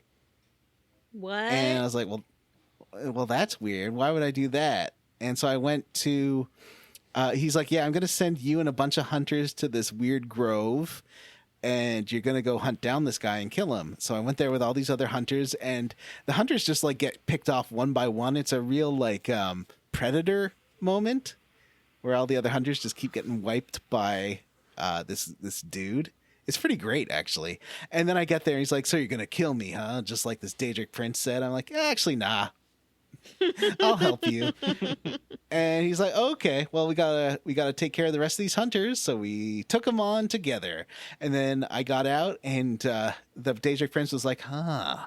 So the hunters became the hunted." And I'm like, "You're not mad?" He's like, "Nah, dog. It was cool. Don't worry about it." And just poof, it disappears. And that was great.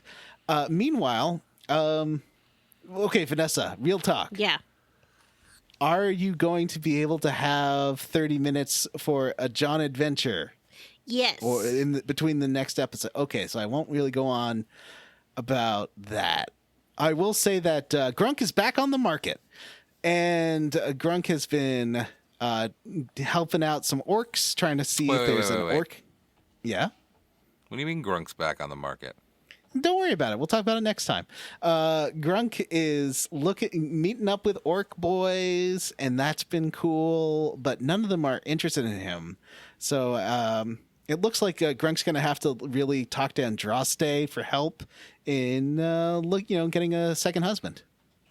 So it turns out you need Andraste's help if you want to play the field again after you get married in this game.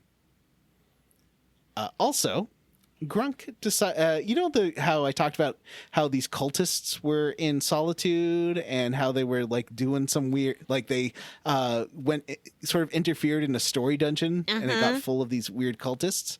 Well, it turns out they're from this island off the coast of Skyrim that has been colonized by elves from Morrowind. Oh, Morrowind, the title and setting of the third Elder Scrolls game.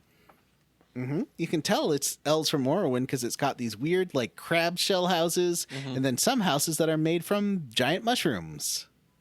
So it's like super weird environments. It's really cool, and it's neat seeing them in Skyrim. Is they Smurfs? I think.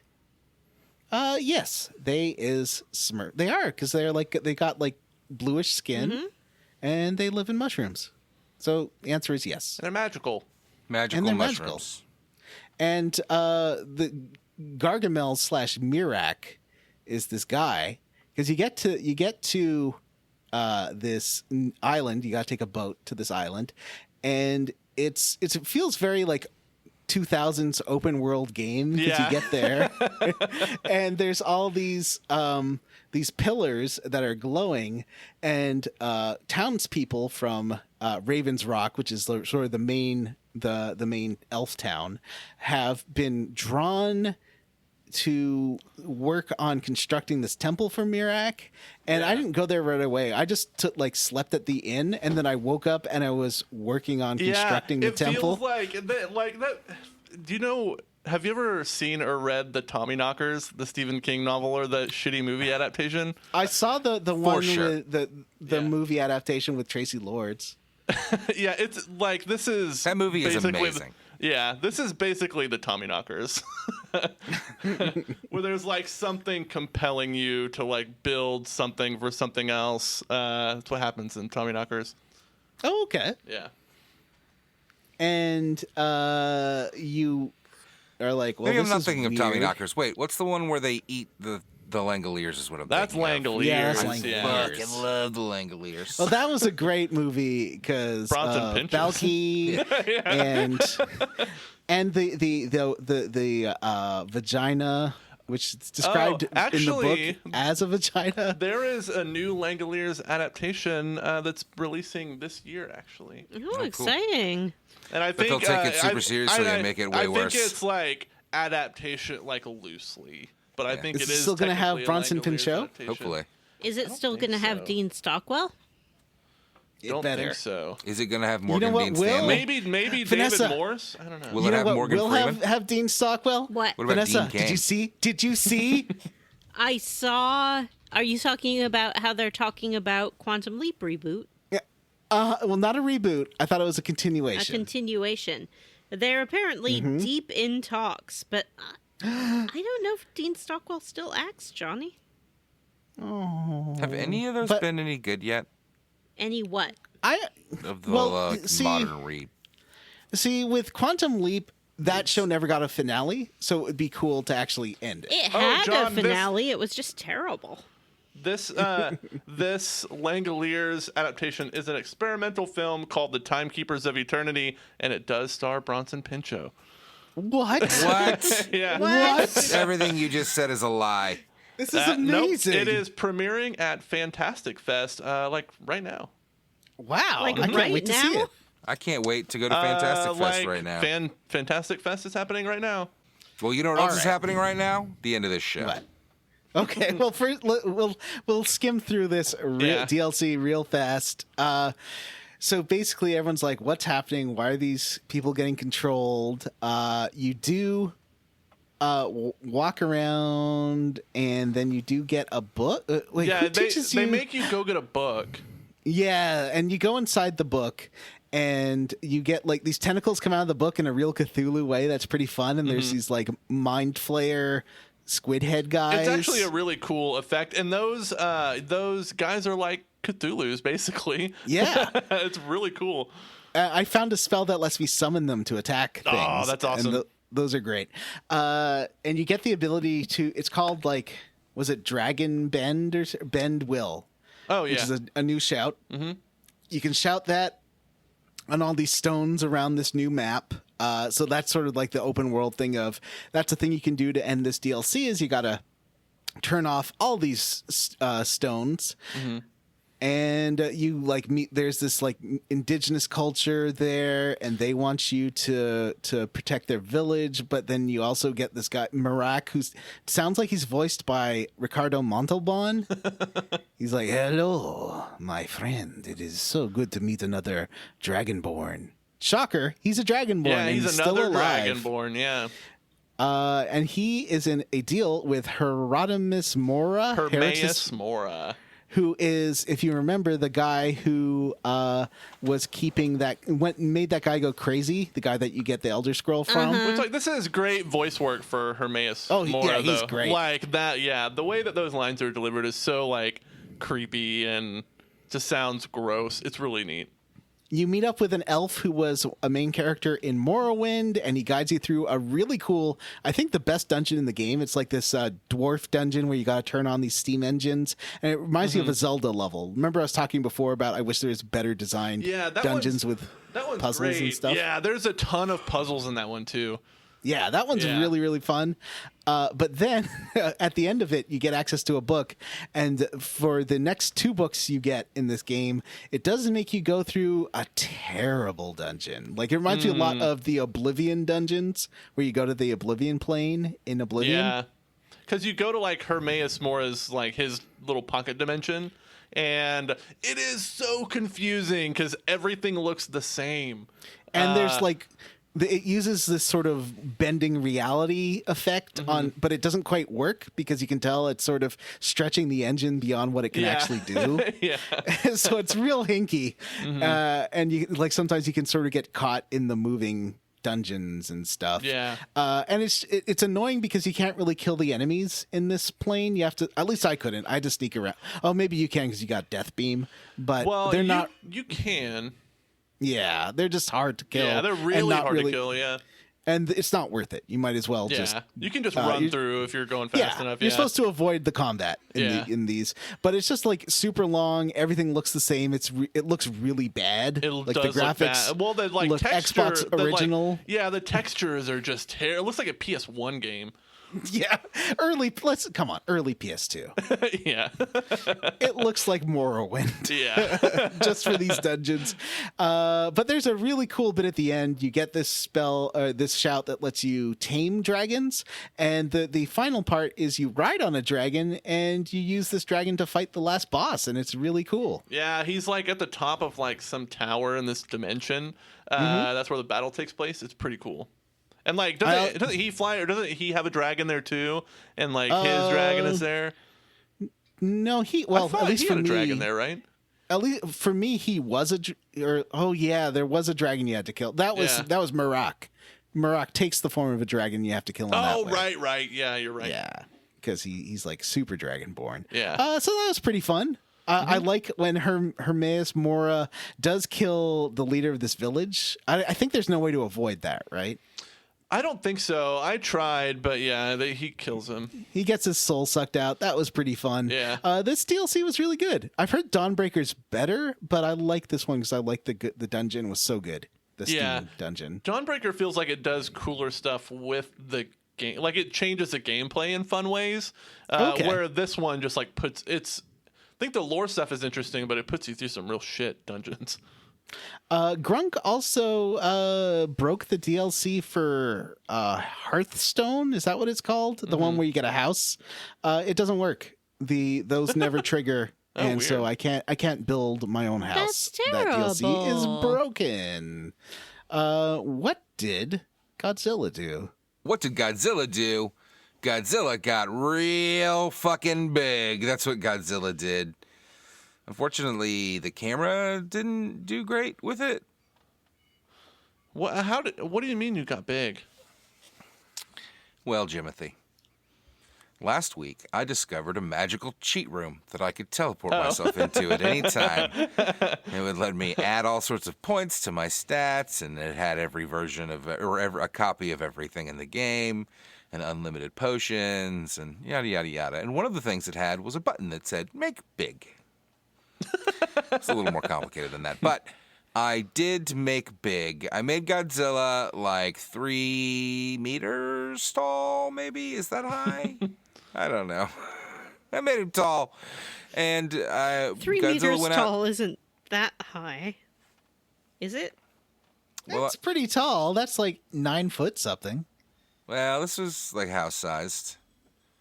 Anyway, Godzilla did then go out to the fields of Whiterun and start trying to find some dragons. But unfortunately, the dragons were not interested in fighting with Godzilla. But thankfully, I did run across some mammoths and decided it was time for a good old-fashioned kaiju battle. If the mammoths in Skyrim were a kaiju, what would their name be? Mammogram. Okay. Seems insulting. Mammothra. Momthra? That's really close to Mothra. Anyway, so I did kill Mothman. Godzilla did burn and electrocute some giants and mammoths just to make sure that everybody remembers who's boss around here. Godzilla is king of the monsters. I mean, obviously, the biggest fight was taking down Alduin, but that was part of the plot, so that's not worth talking about here. But hey, Godzilla, king of the monsters. What about you, Vanessa? Still, reigning king of the monsters. Yeah, So far. reigning undefeated. Undisputed. Well, so you remember Presto Kazam and her delightful adventures at the Magic Castle. And that last time, the head of the Magic Castle did do a die. And this guy is there with the orb that Presto found, and he has created a force field around it, and he is like, nobody can come in. So Presto is sent to a place called Labyrinthian. Ooh, mysterious. By Mirabelle, who gives Presto a special door knocker that Savros Aren, the dead head of the college, had given Nice knockers. to Mirabelle. Yeah, so Presto has 3 knockers now. And Nice ones? yeah, 3 nice knockers. And I head to Labyrinthian, and it's this big complex of ruins. There are trolls outside. It's very scary. So you go and you use your knocker on the door and give it a knock, and you're let in. And Presto had a vision, a magical vision of Savosarin, the dead guy, with a whole bunch of college students. And they're like standing around and they're like, hey, we're going to go into Labyrinthian and it's going to be great. Let's go. So you head on in, you go through this gate, and then come a skeleton. You're probably thinking, that's no big deal. We see skeletons all the time in Skyrim. No, my friends, this is a dragon skeleton.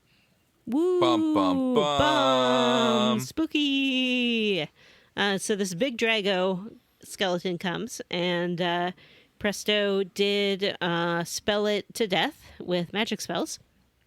And you move on to the next room, and you see the group of students, but there's one less of them. And they're like, oh, there was a heckin' dragon. What do we do? And they're like, well, we ran away, and looks like we almost all made it, so we better keep going through Labyrinthian. So Presto's like heading through Labyrinthian, and then this voice comes echoing through the hallways, and it's speaking a language that Presto does not speak.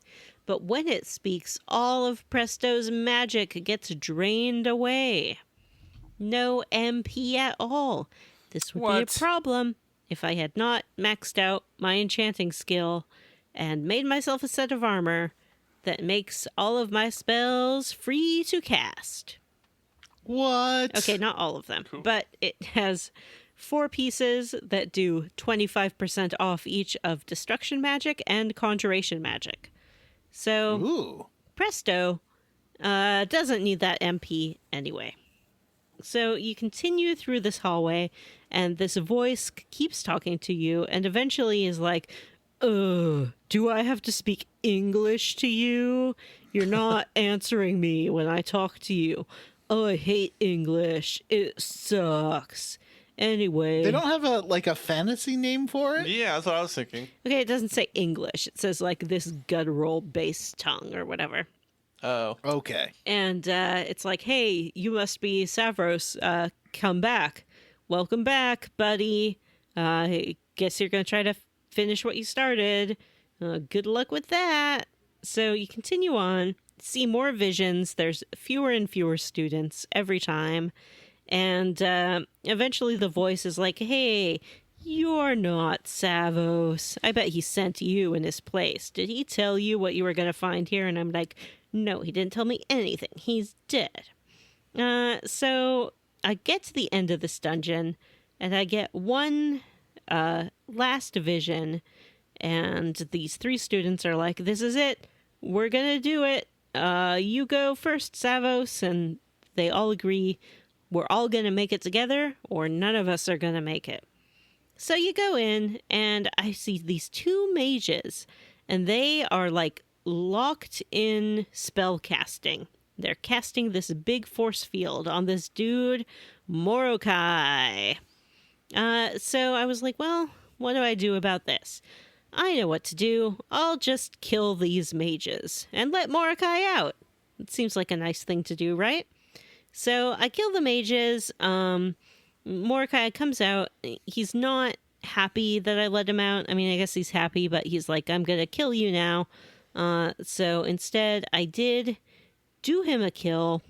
I took the Staff of Magus off him, as well as his mask, and then on my way out, I saw one last vision of Savos, and he's like, "Oh, guys, I'm really sorry that I locked you into this, like, never-ending spell, but what was I supposed to do, YOLO?"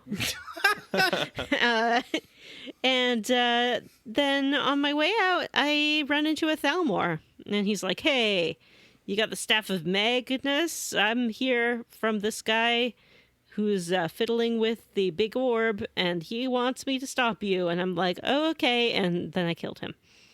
Then it's time to go back to the college with my staff. I go into the big hall where the Thalmor and Kano is like messing with the Eye of Magus, and Tolfdir, this old man's there, and he's like, "Use the staff on the eye. Use the staff on the eye." It's one of those things where like it just keeps telling you what you're supposed to do. So I love that in these games. Use the staff on the eye. I do kill this Thalmor. The Sijic monks appear, and they're like, "You've done it. You're going to make a great president of the Magic Castle." And I'm like, "Excuse me, I'm going to make a what now?" They disappear, and then the old man's like, "They're right. You're the Archmage now. Hooray!" And I'm like, "Okie dokes. I guess I met my goal, and now I'm the greatest magician in all of Skyrim." And that's the adventures of Presto Kazam. Or is it? Because a real artist never just rests on her laurels. I decided to branch out and go attend the Bard's College in Solitude and learn me some barding. Because in addition to magic tricks, I need stage presence. But I'll talk about that next time on Square Roots. I'm so excited because I just started that too. I've got a question for you. Yes. Do you still have a companion? I do not. No, I had a companion. I dismissed him because I started casting these fire spells that makes the whole room explode, and I accidentally killed him a couple times with those. So after having to reload my game, I was like, okay, I'm done with this guy. And I sent him away. Do you mean killed him? Oh, or mind freaked him? I mind freaked him. Where he thought he was dead. Yeah, he thought he was dead, so I had to reload the game so he didn't think he was dead anymore. I also met this guy named Mercuro, I think. Okay. He is a fellow magician. He's from Cyrodiil, and he's great. You know, I took him along with me, and he's the kind of guy who likes to say things like, "Don't knock your head on this low ceiling," or "Don't step into a trap, idiot. You're probably going to step in a trap." And I'm just like, what a guy. You know, he's really looking out for me. He's got my back. And he also seems pretty smart. He knows a lot about Dwemer ruins and Nordic ruins, and he does a lot of mansplaining about them. We went through a Dwemer ruin together and fought some of those robots, and he's like, oh, I'd like to take one of these apart and see how it works. And I'm like, I'd like to take you apart and see how you work. So I did decide to marry him. And he was fine with the fact that I have 2 adopted children. And he was fine with the fact that I already have in my house a steward living there who is a sweet floppy-haired magician that I got from the College of Winterhold and made be my steward in my house. So now they both live there together and watch after the children while I go on my adventures. Yay! I'm so excited. I'm excited too. I have built this beautiful custom performance venue called Lakeview Manor. There live my 2 brother-husband magicians, one of whom is my steward, one of whom is the father of my children. And the 2 children live there. They are in charge of concessions, so they do the popcorn and things like that. And I have a woman named Rhea, who is my house girl. She handles security. And then there's a bard who lives there as well. And he does the musical accompaniment to my show. And finally, there is a carriage driver, and he just sits outside in his carriage to give the audience a ride home after the show. It's great. Any of you sounds all wonderful. adopt any children? No, I I keep didn't know you having could these do that. children. If they only start asking if you get a house. So you need to either make your own house or buy a house in the city, and then they'll be like, "Want to be my new father? Or you be dad?" It's great. They creep me out, so I have not done so. And plus, after what happened, I don't know if my house is safe for children, but we'll talk about that next time. Yeah. It was a beautiful wedding. My 2 children attended, along with a old man who I did not recognize, so I don't know who he was. Maybe a relative of the groom. Maybe. And then my husband was like, so where do you want to live? And he's like, oh, wait, you have kids, right? I guess we'll need to live somewhere with room for them. And I'm like, that's like such a cool casual attitude about it. I love it. And then when I went home to visit my family, the little girl was like, Papa's going to take me fishing. Hurrah! And you can ask him how the kids are doing, and he's like, oh, they're doing fine. They're getting lots of fresh air. Like, great. Thank you. What a wonderful life Presto has built for herself. And I have these Archmage Quarters now at the very tippy top of the college. It's got like a garden in the middle of it. And it has a big enchanting table, an alchemy table, a big old bed. It's fantastic. So if I need to get away from the family, I just head over to the Magic Castle and spend some time in my private suite. I've been talking to the orc god, Malakarth or something. I can't remember what his name is. And the voice actor for him sounds just like he's doing a $1 Million Man impression. He's the one who goes, oh yeah, right? Is that $1 Million Man? No, that's Macho Man. Yeah, he that's sounds Macho like a Man. Randy Savage. It's very distracting. I believe In we a have a good Randy way? Savage on the show. Yeah. Jim? I don't want to do a Randy Savage. I don't have the energy. right. I don't have the energy for Moving on. a Macho Man impression. I guess we'll find out what happens in the end to Rimjob, Godzilla, I've already done a Ray Romano tonight. Don't make me Presto. do a Randy Savage.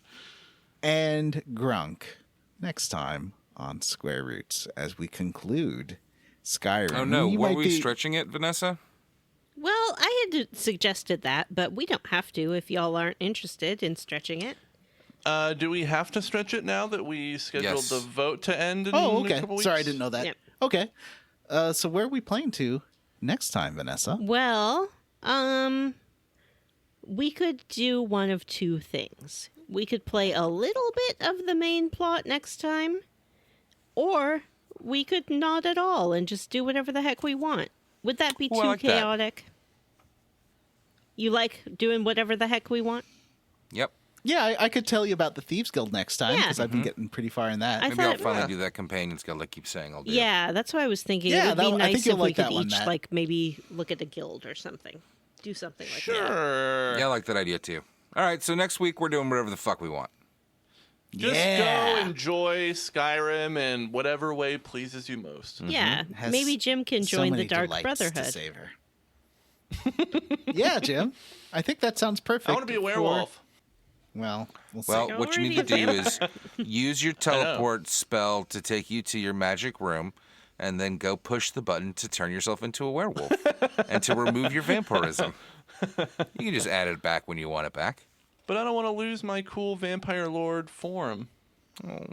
I can suck the blood out of people from a distance. All right, we got to wrap this up, guys. My batteries are running low. What are you squarely against? The game-breaking bug where Alduin never shows up. I really thought that I was not going to be able to complete the game because I had tried it like 5 or 6 times and it never happened. And I even completely uninstalled the game and reinstalled it, and it still did it. And then Vanessa was like, "Oh, try this," and then it worked. Yeah, and this is like, go somewhere else and read the Elder Scroll, and then go back to the top of the mountain and quick save right when you start to open the Elder Scroll, and then load that quick save, and then it will work. Mm-hmm. Yeah, and I read another one that was like, okay, look at where the quest marker is, where the time wound is, and then but back up 6 body widths. Back up 6 body widths and then read the Elder Scroll. It's like there's a lot of funny workarounds for this bug, but yeah, I was eventually able to get it to work. What about you, Vanessa? I am squarely against the same thing, I got to say. I would think that, this isn't the upcoming re-release that we're playing, but we're playing like the Ultimate Edition now. As it exists. This is not the first release of the game. You would think that they would have smoothed these things out, but no, they did not. And I'm also squarely against the Blades telling me to kill my good friend Parthnax. It's heckin' rude. I don't want to do it. It is rude. Matt, what are you squarely against? You know what? It's a petty thing to be squarely against, but I was really building this character around the idea that if I made him gigantic, I would be able to, like, clip some funny videos or pics or something, but it turns out that that's not how it works. If you're in first person, your eye level is still all the way down at the ground, and if you're in third person, you can just only see, like, your legs. Oh, man. Here, I'll send you the screenshot so that you can use it for the... That's great. So it's just like a skin that it put over your character. It doesn't actually make you big. Well, Godzilla's big at heart, and that's what's important. What else is important is, does anybody still have to say what they're squarely against? John does. Yeah. I am roundly for the Dragonborn Steam dungeon. It was very good. I wish the game had more dungeons like that where it was fun. Although it did have a character that told you how to solve every puzzle. Yes, he did. Yeah, that was kind of annoying. Some of them, though, like if you were... I guess that is like some Zelda games. Some of them were kind of challenging, though. Like with that guy aside, they were like clever puzzles. Yeah, no, it's great. It's a lot of fun, and I love fighting those clockwork things. Oh yeah, the like Dwemer automaton things. Yeah. Yeah. All right, I guess that's it. We did it. All right. Hey, patrons, remember to vote. What you pay those dollars for. We currently have a poll live on our Patreon for the next game we will be playing for the show. Your options are Alpha Protocol, Ni no Kuni. What did Matt pick? Tales of Vesperia. Quantum Break. The poll is going to end on Friday of this week, the week that this episode releases. So Friday, October the 8th at 11:59 p.m. The poll will end. There's more than 50% of the vote in, but still a good chunk out there that need to vote. So please do come and vote. Please, God, don't make me fucking play Ni no Kuni. Please. Oh, it's great. It's great. Please. Excuse me, but there is one other option. And it is Deus Ex. I'd love to play that. I'd love to play Alpha Human Protocol. I'd Revolution. love to play Tales of Vesperia. I would hate to play Ni no Kuni. Ni no Kuni's, it's such a baby game, but it's kind of a... Are you still getting tutorials every 5 minutes? No. You said you're 8 hours Well, in, so I assume you're about halfway through the tutorials. Actually, I just got a tutorial. I cannot describe to you how tired of that I got. There are many mechanics in that game, though. Too many, maybe. Anyway, we'll find out, or we won't. But one way or the other, you could also just subscribe at the $3 level and get all of our great bonus content. This week, or this month, we're releasing a top 40 episode. Yay! Or 'Cause last month, by the time this came out. We've played 40 games. I know, it's crazy. It's actually, we finally have played enough good games that it's going to be kind of tough when it starts getting to the top. Now you got to start comparing like Final Fantasy 8, 9, 7, 10, Persona 3, Kingdom 4, Hearts 2. Kingdom Hearts Yeah. 2. Dang, I really enjoyed Kingdom Hearts 2 too. What an embarrassment. All right. All right. Well, another benefit that all of our patrons get is we will read some of the cool patron names on the show. Vanessa's going to kick us off this week. Oh, I sure am. And as usual, I'm ready to do it. And here comes Not padding for time. the names. Starting with Kristen Ingram. Jonathan Ellsworth. Be polite when asking a companion for a Skyrim job.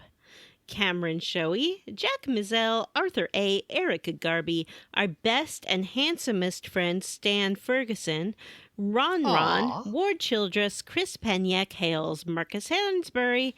I'm only doing this to vote for Ni no Kuni, Grayson, CharityWater.org, and Samu Mitchell. Also, Why not? Matthew Casterline.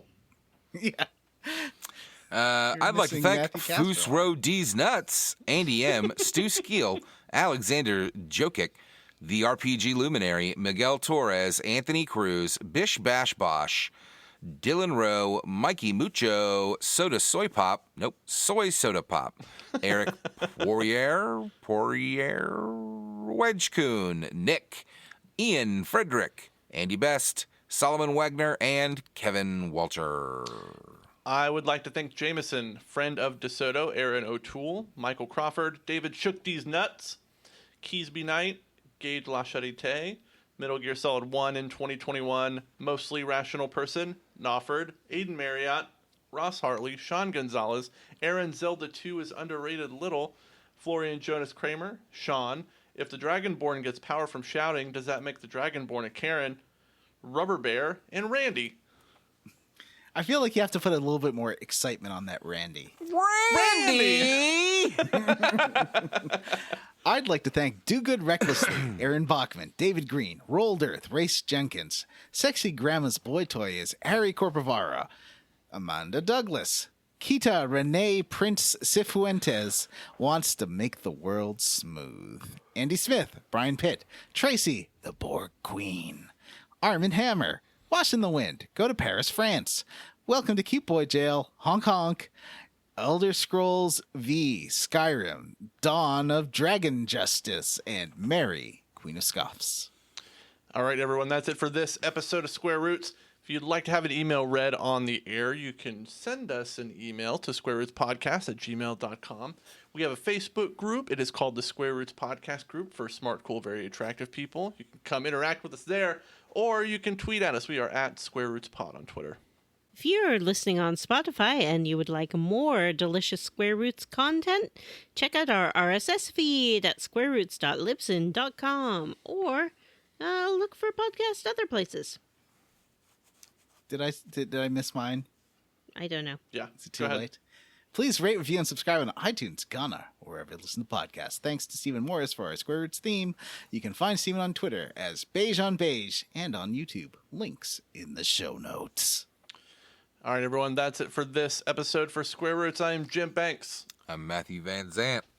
I'm Johnny Brandon. Vanessa. Bye. Bye. Tired.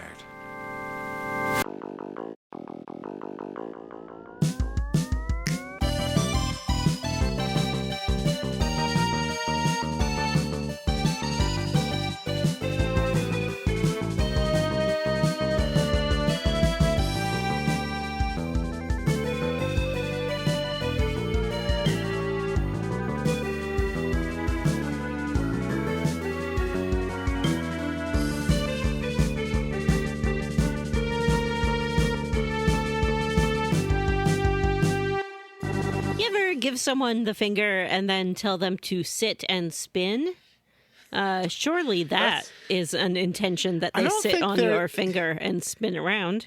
Matt is not the protagonist in a Stephen King novel. I don't think he would do that. What are you talking about? Never mind. I was going to make a joke about how my asshole puckers all the time, but I don't think anybody's going to get that. I swear to God, every Stephen King novel, every one. The rectum Something every- puckered in fear. Something everyone can relate to. Yeah. The feeling of your butthole tightening when you're scared. I mean, it kind of is something that everybody can relate to because that is something that happens. Does it? Yeah. Oh, That's how you know you're really scared. I guess I need to pay more You attention scared more often? to that. I'm scared pretty often. Well, I your mean, whole body, it's more like your whole body tenses up, but for some reason he would always focus on the rectum. Anyway, that's Skyrim, ladies and gentlemen. That's Skyrim, baby.